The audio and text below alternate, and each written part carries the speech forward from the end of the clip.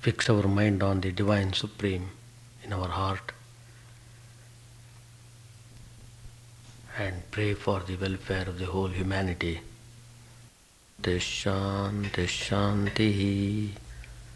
Peace, peace, peace be unto all.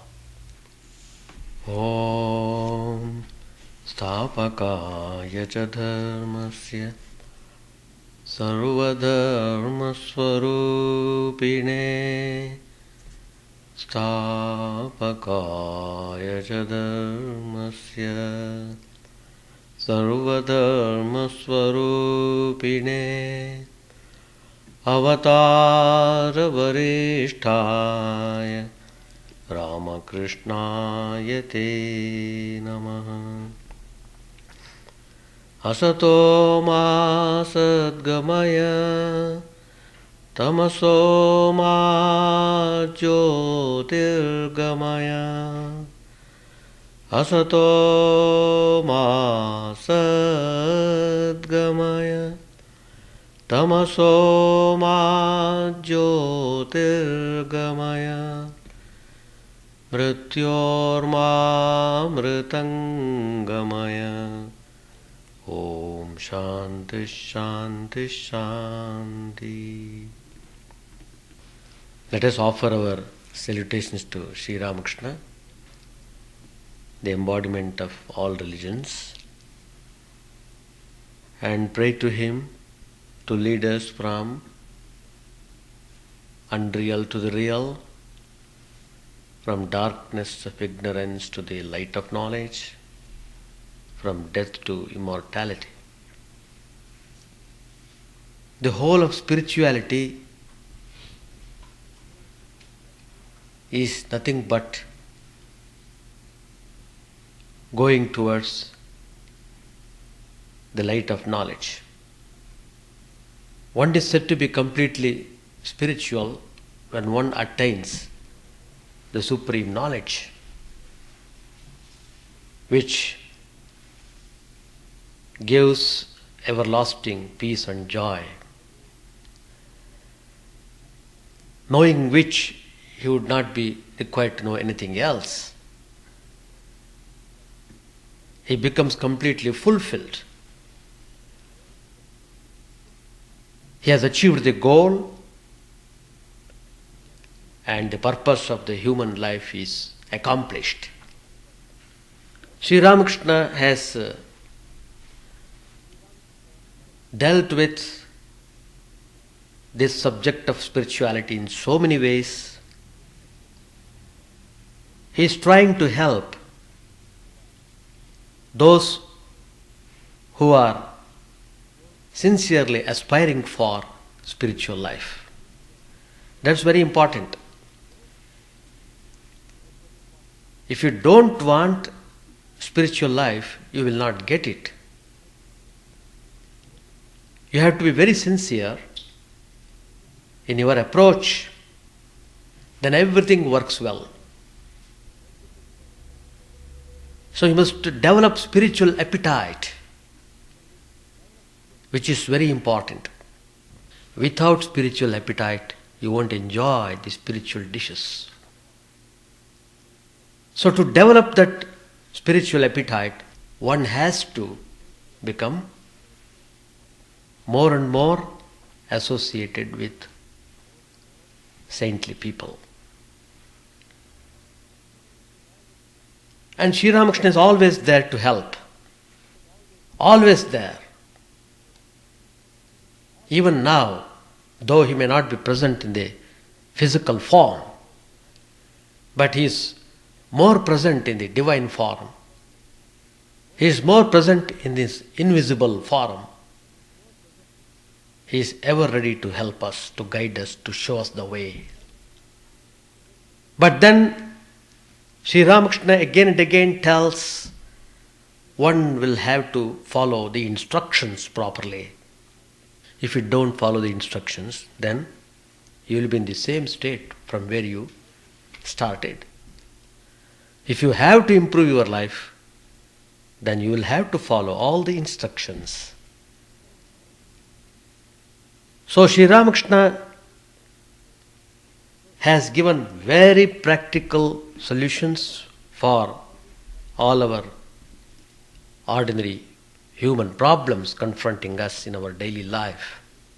More so with people who are leading a family life and who are entangled in the world. What is this world after all? Sri Ramakrishna himself explains this world is the glory of the Lord. Glory. We are enamored of the glory.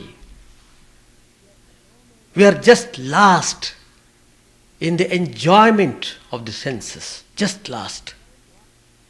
By enjoying the glory of the world, we are losing the glory of the spiritual, which is million times superior to the worldly glory. There is no comparison to spiritual glory. Once you get interested in spiritual glory, you are no more attracted by the worldly glamours. All these worldly enjoyments become insipid, dry, meaningless, worthless. Then we will understand it is simply waste of our energy in trying to put our heart and soul in the things of the world. So Sri Ramakrishna here very clearly points out, look, if you are not careful, you will be lost in the glory of the world. You will be lost in this terrible attraction which drags your mind downwards, which saps all your energy, and you will be dropped dead. Not only that, it doesn't simply drag all your energy, it not only drags your energy, but also implants in the mind all the samskaras, the impressions, so that people would not be able to get away from this terrible worldly enjoyments. So, this worldly glory, Sri Ramakrishna wonderfully has compared this world to the whirlpool. Once, knowingly or unknowingly, if you are caught in the whirlpool, it is rather very difficult to get away from the pool. Simply, you are pushed to the bottom, pushed. So put it in a nutshell, people are lost in the sensuous enjoyments, in the pursuit of wealth.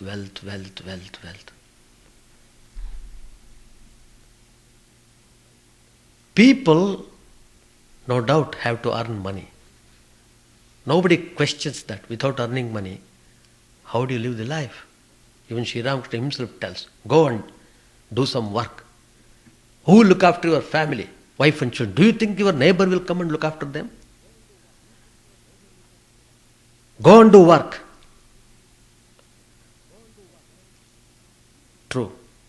But then, Sri Ramakrishna warns, you do the work, at the same time don't forget God. Do the work, earn the money as much as is required. But don't be avaricious.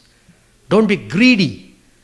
Don't think that you will be able to amass the wealth by working 24 hours.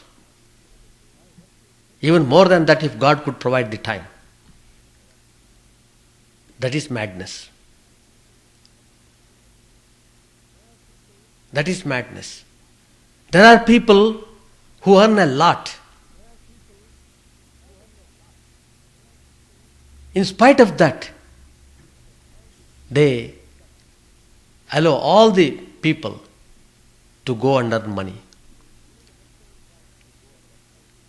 Even the husband and wife, though the husband earns a lot of money, she has got lot of work to do at home, to look after the home, etc. She is considered as Graha Lakshmi.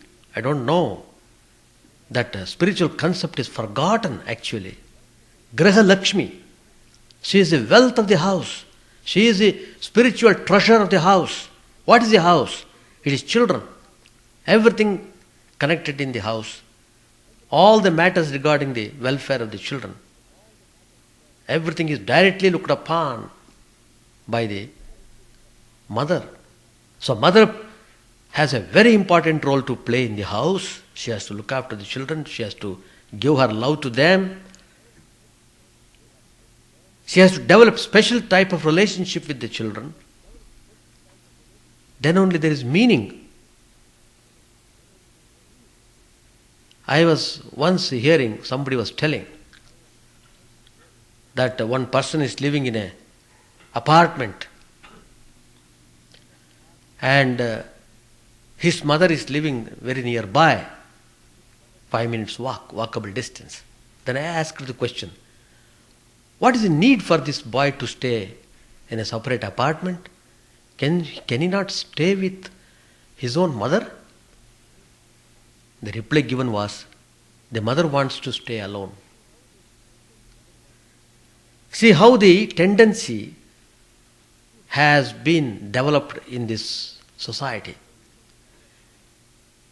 Highly individualistic, highly intolerable, no adjustment. Why there is so much of divorces are going on? No adjustment. For a silly reasons, they are prepared to commit any worst type of crime. So all these things create lot of suffering. How can you expect peace? How can you expect? So it is like a thorny bush. Again, Sri Ramakrishna compares this world to a thorny bush. By carefully seeing the things, if you are trying to avoid one set of thorns, immediately another set of thorns are ready to bother you. That's the world. So Sri Ramakrishna gives this wonderfully explanation of God and His glory in this chapter 2. I suppose it has been completed in the last class, this topic. Then, what's the way? It is true. Again, Sri Ramakrishna tells, there is a way for everything. The way is shown by the Guru. The way is shown by the one who has known the path. Sri Ramakrishna tells, what are the ways? Prayer and holy association. How many times he has told? Not simply coming and visiting once in a month. Oh, I have gone there. I have paid my Sunday visit. That kind of calculation will not help. If you want to achieve result, your visits must be more frequent and you must become more acquainted with the saintly people. By doing contact with saintly people, what are the benefits? That also Sri Ramakrishna explains. By living constantly with spiritual people, one gets yearning. He yearns to know God. It begets love of God. Sri Ramakrishna gives an example. A person is suffering in a house. It is not being cured. So the father thinks very deeply, what is this? His mind doesn't go anywhere else. He is so much concerned about his beloved son, the only son. The only thought in his mind is how to get rid of this disease. He is so much concentrated on that single thought. So that intensity must be there. He gives another example. Suppose a person has lost a job. Who will look after him? Who will give bread next day? How can he pay the bills? So he runs after from one place to another in search of job. His whole mind is kept on that single thought. He is not bothered about anything else in this world. He does not know what is happening in this world even. He just wants to know that he must secure a job. That's it. So that type of earnestness one gets by being associated with saintly people. It reminds him, it awakens him. It triggers the spiritual thinking. And then it helps one to cultivate discrimination. What is real, what is unreal, etc. Discrimination is very important. Unless you are intellectually strong, it is difficult to get rid of this unreality. Then somebody asked, why the world was created like this? Why should there be evil, wicked people at all? Why the people commit sins? All these questions were asked. Sri Ramakrishna answered. In a very simple way, he said, creation has got everything. Why there is so much evil? Why there is so much of wickedness? In order to produce a saint. Otherwise, how do you recognize the saint? That's it. And whatever the sins are committed, the sins, they beget its own results. So we have to be careful about anger, passion, etc., which are the root cause for all suffering. Sometimes it is necessary also. Sri Ramakrishna again explains that the landlord had to control some unruly people, tenants, who are causing lot of troubles. So he engaged one gunda to look after that. Just by hearing the name of that gunda, all the people immediately, they behaved well. It's just like that. Everything has got place. Everything has got place in the world. Everything works in its own way. We have come here. Let us follow the path of knowledge. Let us try to get rid of darkness of ignorance and achieve immortality. So, in order to practice steadily all these spiritual ideas, Sri Ramakrishna again and again tells we must follow instructions of the Guru. It's a very important point. So the Guru's responsibility is very high. We must have a Guru who is enlightened, or a person who is advanced in spiritual life, who can be of some model to the people. So one should be eager to have proper Guru, and once you get the Guru, you must follow him with all devotion and dedication. Then it would be possible to extricate the mind from the glorious world onto the Divine Supreme. So these instructions are given by Sri Ramakrishna in the chapter 2 that is concluded.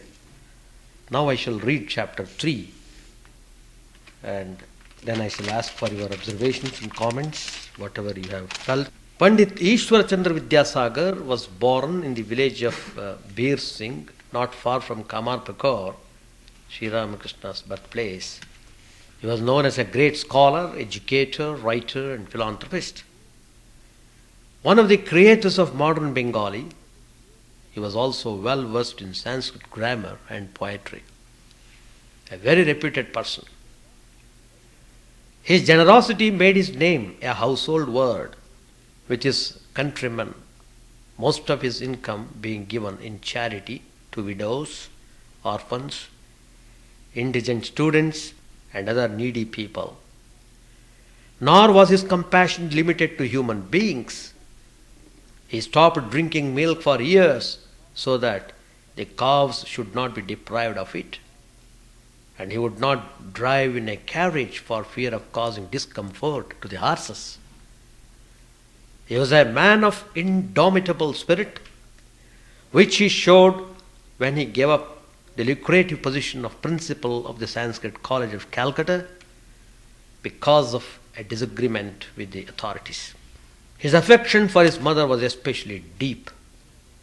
One day, in the absence of ferry boat, Ishwar Chandra Vidyasagar swam a raging river at the risk of his life to fulfill her wish that he should be present at his brother's wedding.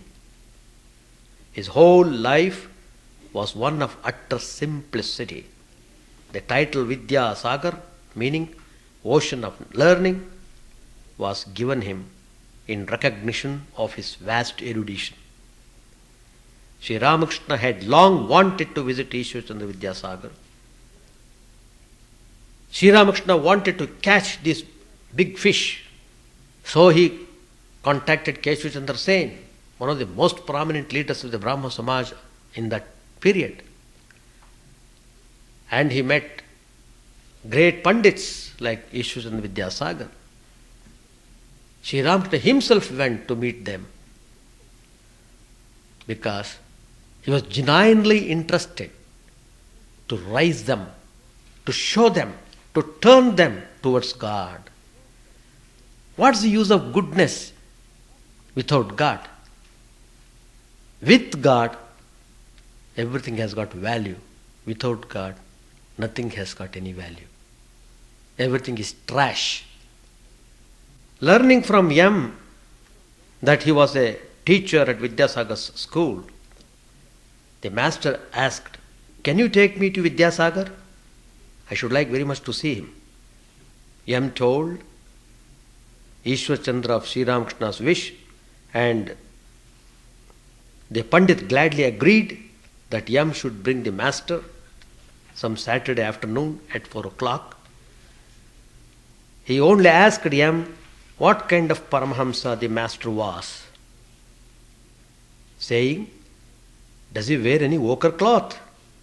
M answered, "No, sir. He is an unusual person. He wears red bordered cloth and polished slippers. He lives in a room in Rani Rasmani's temple garden. In his room there is a couch with a mattress and mosquito net. He has no outer indication of holiness. His idea is he looks ordinary, but he doesn't know anything except God. Day and night he thinks of God alone. On the afternoon of August 5, the master left Dakshineshwar in a hackney carriage, accompanied by Bhavanath, M. and Hazra. Vidyasagar lived in Bahadur Bagan in central Calcutta, about 6 miles from Dakshineshwar. On the way, Sri Ramakrishna talked with his companions. But as the carriage neared Vidyasagar's house, Sri Ramakrishna's mood suddenly changed. He was overpowered with divine ecstasy. Not noticing this, M pointed out the garden house where Raja Ram Mohan Roy had lived. The master was annoyed and said, "I don't care about such things now." He was going into an ecstatic state. The carriage stopped in front of Vidyasagar's house. The master alighted, supported by M, who then led the way. In a courtyard were many flowering plants. As the master walked to the house, he said to M, like a child, pointing to his shirt button, "My shirt is unbuttoned. Will that offend Vidyasagar?" "Oh no," said M. "Don't be anxious about it. Nothing about you will be offensive. You don't have to button your shirt." He accepted the assurance simply, like a child. Vidyasagar was about 62 years old, 16 or 17 years older than the master. He lived in a 2-story house built in English fashion, with lawns on all sides and surrounded by a high wall. After climbing the stairs to the second floor, Sri Ramakrishna and his devotees entered a room at the far end of which Vidyasagar was seated facing them, with a table in front of him. To the right of the table was a bench. Some friends of their host occupied chairs on the other 2 sides. Vidyasagar rose to receive the master. Sri Ramakrishna stood in front of the bench with one hand resting on the table. He gazed at Vidyasagar as if they had known each other before and smiled in an ecstatic mood. In that mood he remained standing a few minutes. Now and then, to bring his mind back to normal consciousness, he said, "I shall have a drink of water." In the meantime, the young members of the household and a few friends and relatives of Vidyasagar had gathered around. Sri Ramakrishna, still in an ecstatic mood, sat on the bench. A young man, 17 or 18 years old, who had come to Vidyasagar told someone to bring water and asked M whether the master would like some sweetmeats also. Since M did not object, Vidyasagar himself went eagerly to the inner apartments and brought the sweets. They were placed before the master. Bhavanath and Hazra also received their share. When they were offered to M, Vidyasagar said, "Oh, he is like one of the family. We needn't worry about him." Referring to a young devotee, the master said to Vidyasagar, "He is a nice young man and is sound at the core. He is like the river Falgu. The surface is covered with sand, but if you dig a little, you will find water flowing underneath." After taking some sweets, the master with a smile began to speak to Vidyasagar. Meanwhile, the room had become filled with people. Some were standing and others were seated. Master. Now the interesting dialogue begins. Sri Ramakrishna said, "Oh, today at last I have come to the ocean. Up till now I have seen only canals, marshes, or a river at the most. But today I am face to face with the sagar, the ocean." All laugh. Vidyasagar, he was also very intelligent, and he replied, "Then please take home some salt water, because you have come to the ocean." Master is very intelligent. Immediately he replied, "No, no, why salt water? You are not the ocean of ignorance. You are the ocean of vidya, knowledge. You are the ocean of condensed milk." All laugh. Vidyasagar, "Well, you may put it that way." Vidyasagar was silenced. The Pandit became silent. Sri Ramakrishna said, "Your activities are inspired by sattva. Though they are rajasic, they are influenced by sattva. Compassion springs from sattva. Though work for the good of others belongs to rajas, yet this rajas has sattva for its basis and is not harmful. Shuka and other sages cherished companion in their minds to give people religious instruction, to teach them about God. You are distributing food and learning. That's good too. If these activities are done in a selfless spirit, they lead to God. But most people work for fame or to acquire merit. Their activities are not selfless. Besides, you are already a siddha. Perfect, that means. Vidyasagar. How is it? How is that, sir? Master, laughing. When potatoes and other vegetables are well cooked, they become soft and tender. And you possess such a tender nature. You are so compassionate. Vidyasagar. But when the paste of kalai pulse is boiled, it becomes all the harder. Master, but you don't belong to that class. Mere pandits are like diseased fruit that becomes hard and will not ripen at all. Such fruits has neither the freshness of green fruit nor the flavor of ripe. Vultures soar very high in the sky, but their eyes are fixed on rotten carrion on the ground. The book learned are reputed to be wise, but they are attached to lust and gold. Like the vultures, they are in search of carrion. They are attached to the world of ignorance. Compassion, love of God, and renunciation are the glories of true knowledge. Vidyasagar listened to these words in silence. The others too gazed at the master and were attentive to every word he said. Vidyasagar was very reticent about giving religious instruction to others. He had studied Hindu philosophy.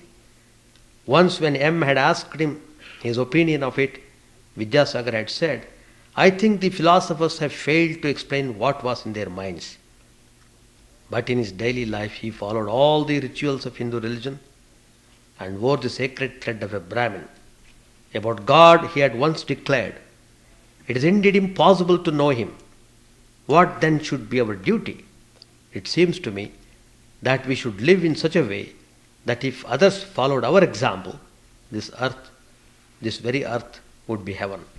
Everyone should try to do good to the world.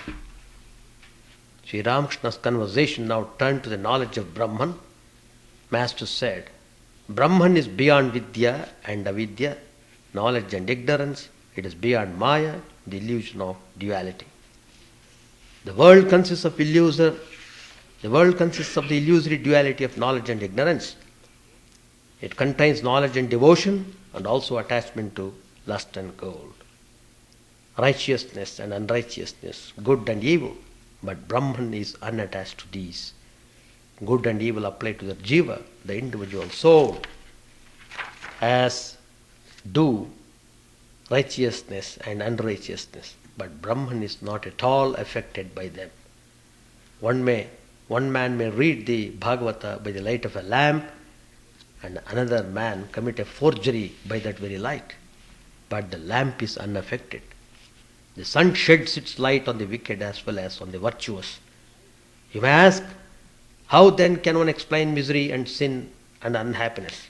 The answer is that these apply only to the jiva. Brahman is unaffected by them. There is poison in a snake, but though others may die if bitten by it, the snake itself is not affected by the poison. What Brahman is cannot be described. All things in the world, the Vedas, Puranas, Tantras, 6 systems of philosophy, have been defiled like food that has been touched by the tongue, for they have been read or uttered by the tongue. Only one thing has not been defiled in this way, and that is Brahman. No one has ever been able to say what Brahman is. Let us stop here, and now it is for you to speak and share your ideas. How do you feel about Sri Ramakrishna's instructions and in what way it is inspiring you. You can clearly express anything to say. Everyone should try to speak.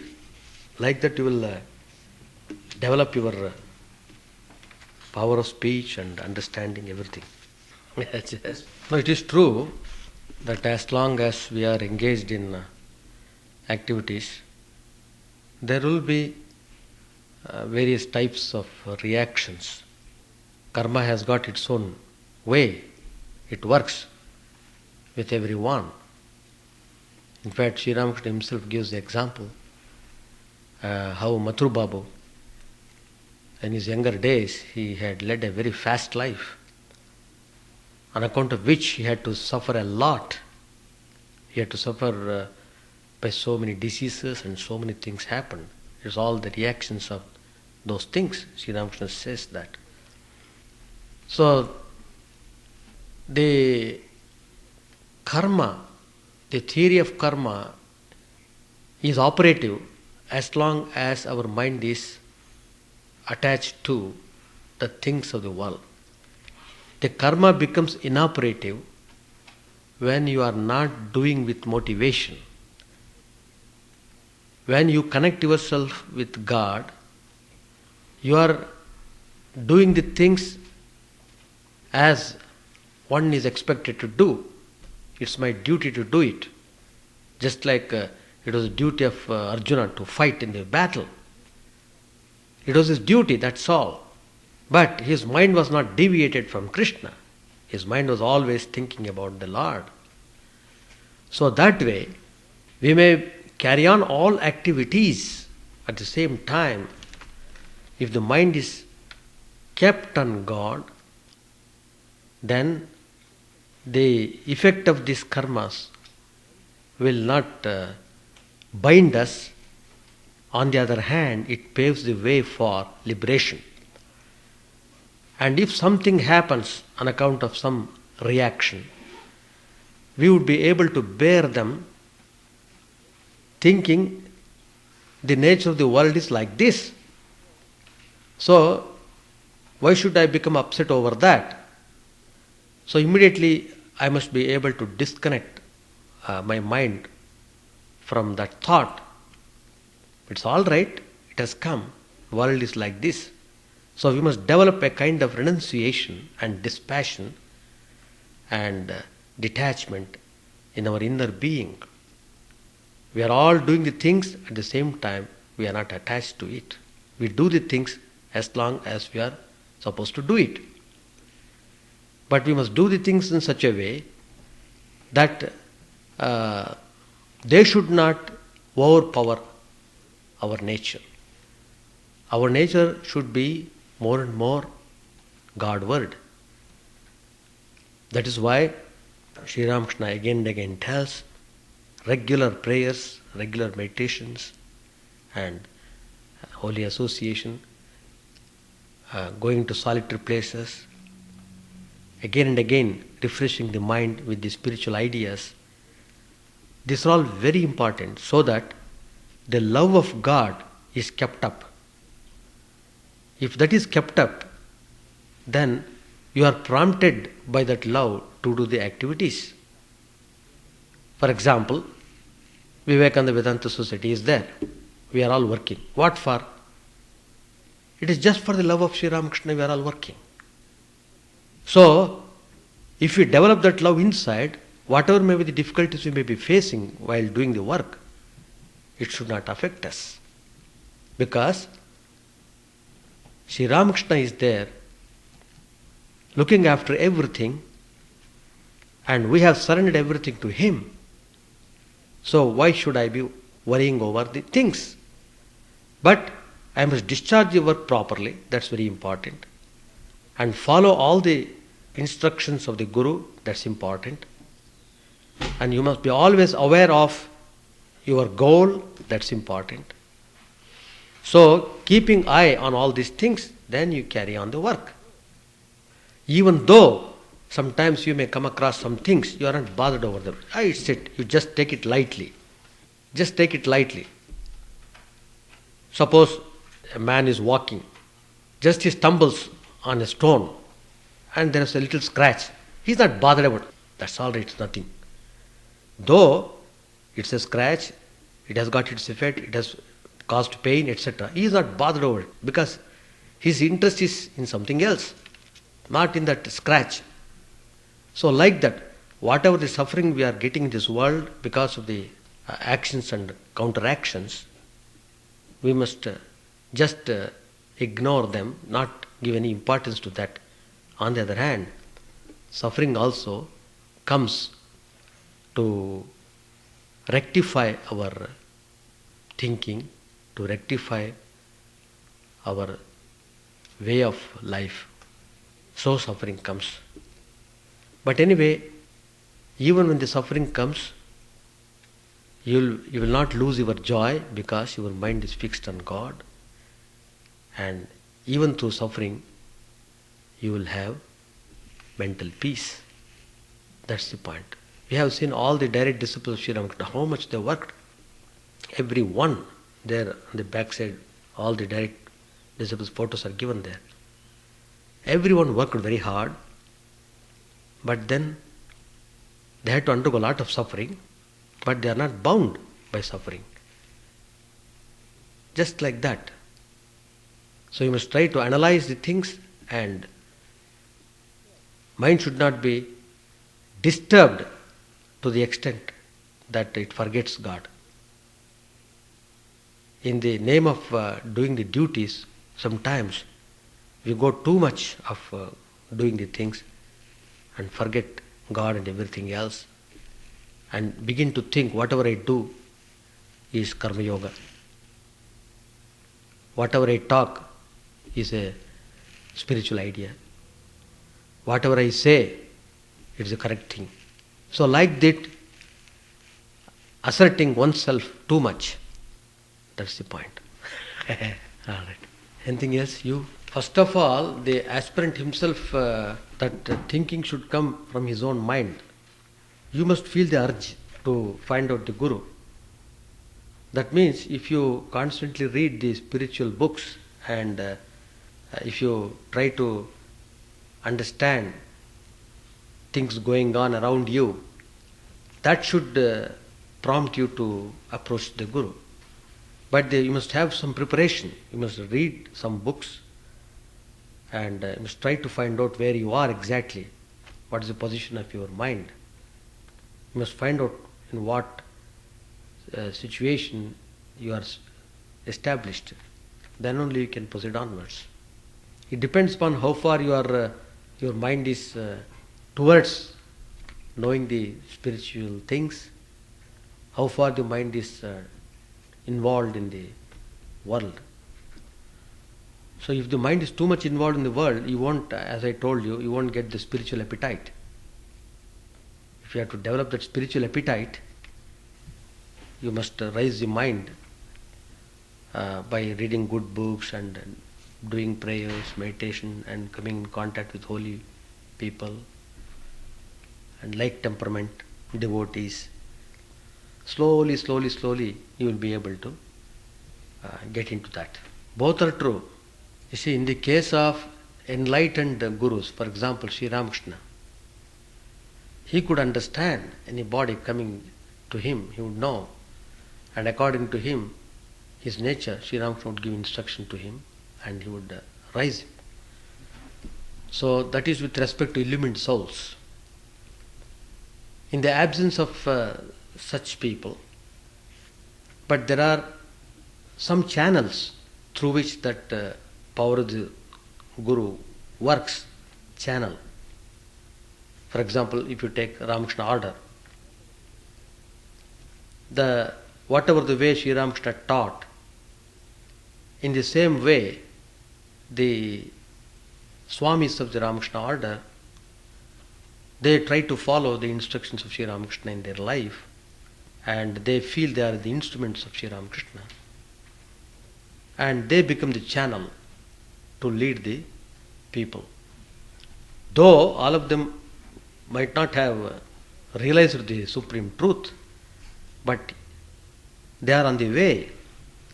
At the same time, their whole mind, whole Their everything is dedicated to Sri Ramakrishna. So they think that Sri Ramakrishna himself directly looks after them. So whatever Sri Ramakrishna has said, in whatever way Sri Ramakrishna has given instructions, the same things are given to the people who come to them. So like that they are drawn towards spiritual life. Anything else? No, the point is this. See, we cannot have full control over the mind, because mind is an internal instrument. If it were outside, I could have squeezed it. But because it's inside, you can't do that. But you have to handle it very cautiously. They do come. What is mind after all? It is a storehouse of all the impressions, I told already. So many memories, etc. Recall memories. They come. They will not ask us whether they would come or not. They will come and they go. The point is this. Let us not give attention to that. I don't care to them. They come, they go. That attitude you must have. And another thing is, whenever you sit for meditation or whenever you sit consciously to repeat the mantra, before doing that, you watch your mind, how the mind goes. And then you offer your mind to the God and say, "Oh Lord, here is the mind. It has got all sorts of things, but whatever it is, I have placed this whole mind with you, in you. My whole mind is kept in you. It is for you to do whatever is needful."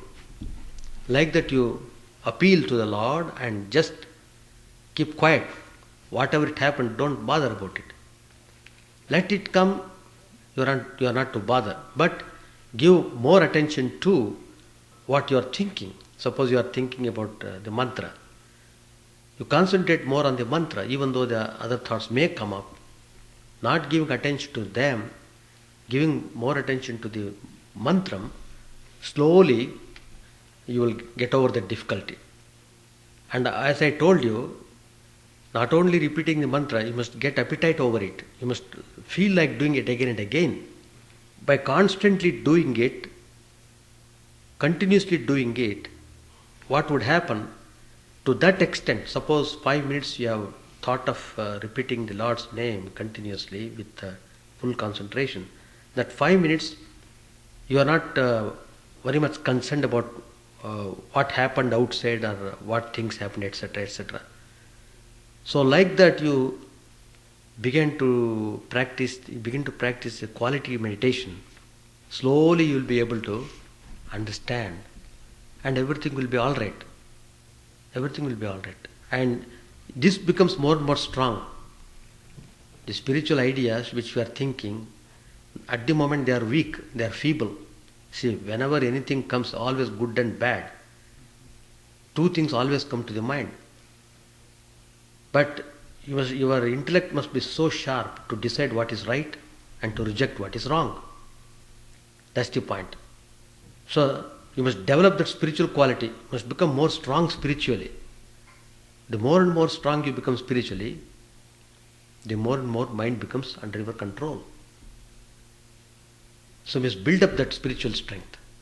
That spiritual strength can be built up by surrendering yourself totally to Sri Ramakrishna and doing the things without losing emotion and doing it as the work of the Lord Himself. It is Lord's work I am doing.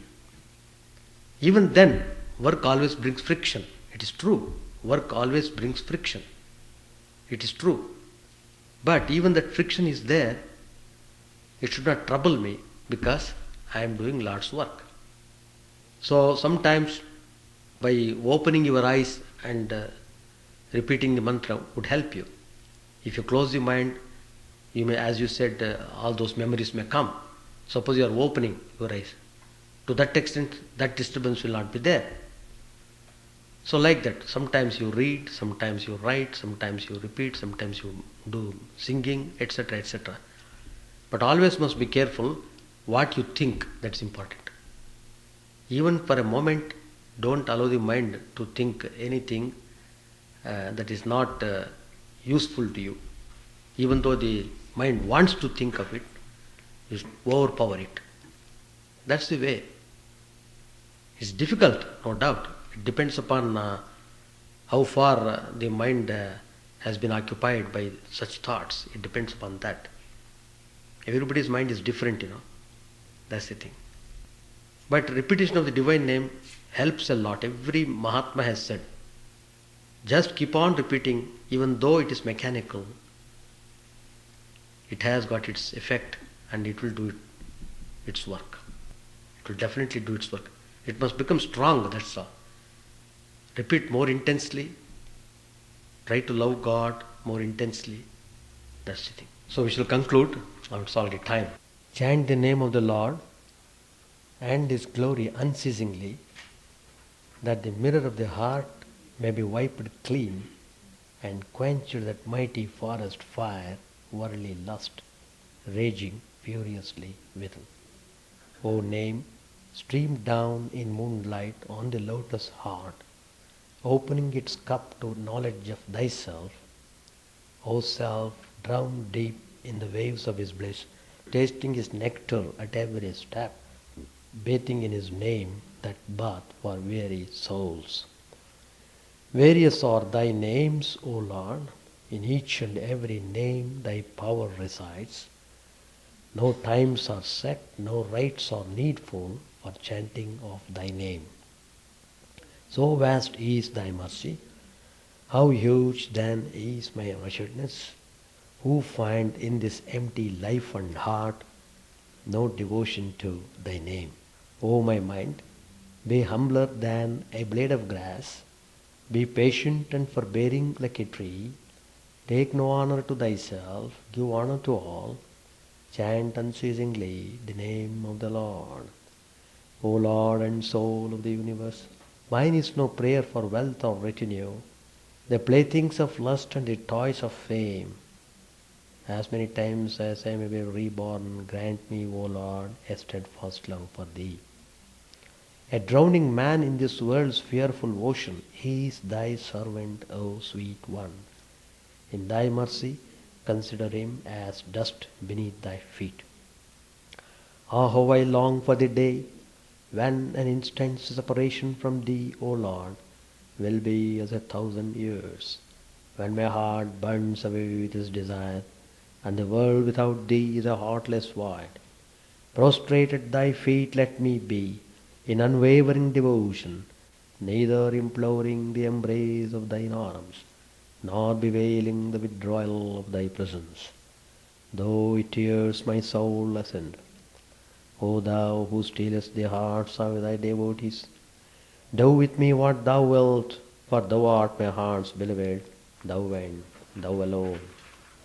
O Lord, lead us from the unreal to the real, lead us from the darkness to light, and lead us from death to immortality. May all be free from dangers, may all realize what is good, may all be actuated by noble thoughts, may all rejoice everywhere, may all be happy, may all be free from disease, may all realize what is good, may none be subject to misery. May the wicked become virtuous, may the virtuous attain tranquility, may the tranquil be free from bonds, may the freed make others free. May good betide all people, may the sovereign righteously rule the earth, may all beings ever attain what is good, may the worlds be prosperous and happy, may the clouds pour rain in time, may the earth be blessed with crops, may all countries be freed from calamity, may holy men live without fear. May the Lord, the destroyer of sins, the presiding deity of all sacred works, be satisfied. For he being pleased, the whole universe becomes pleased. He being satisfied, the whole universe feels satisfied.